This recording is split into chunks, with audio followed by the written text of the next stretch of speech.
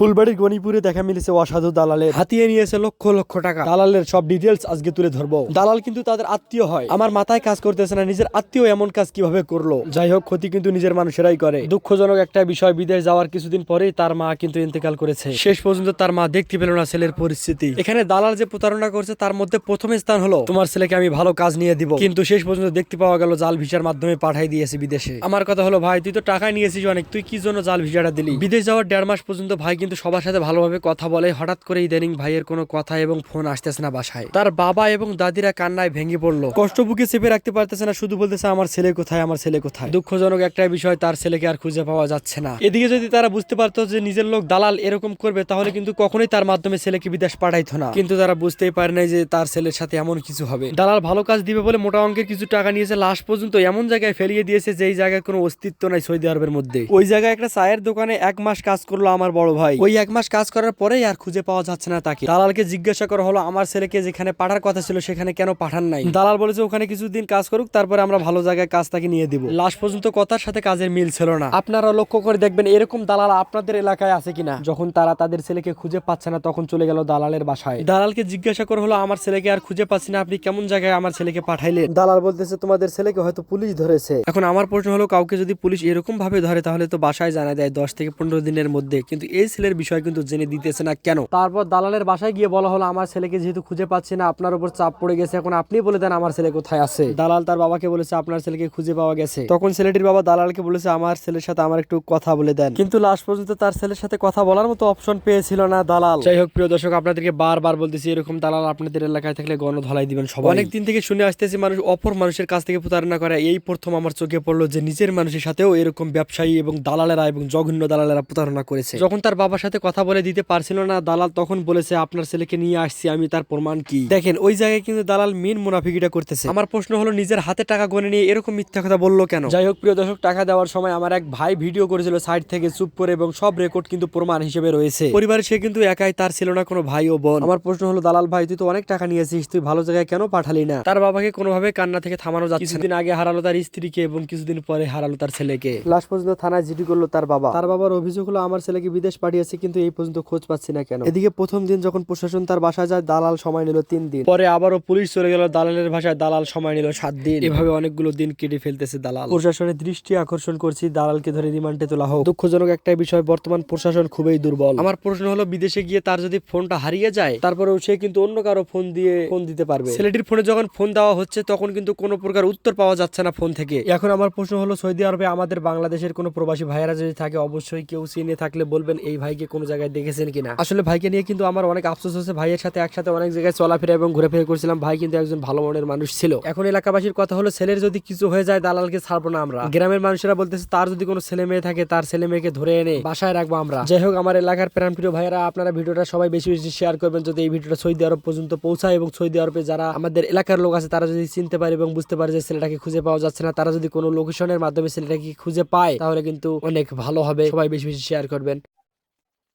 আসসালামু আলাইকুম। আমার চাচা, আমার স্বাস্থ্য ভাই বিদেশ গেছে। আমাদের স্বাস্থ্য ভাই এখন খুঁজে পাওয়া যাচ্ছে না। আমাদের স্বাস্থ্য ভাইকে আমরা ফেরত চাই। এটা সবার কাছে আমাদের অনুরোধ, এই কথাটি সবার কাছে শেয়ার করে দিবেন।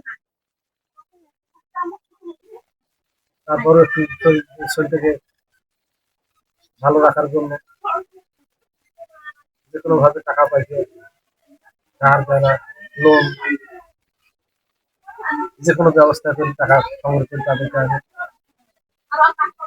টাকা দিই। তার ছেলে থাকে বিদেশে, কোম্পানিতে, সে ছেলে কাছে কোম্পানিতে নিয়ে রাখে, অথচ সেই ছেলেকে যদি কোম্পানি রাখতে পারবে,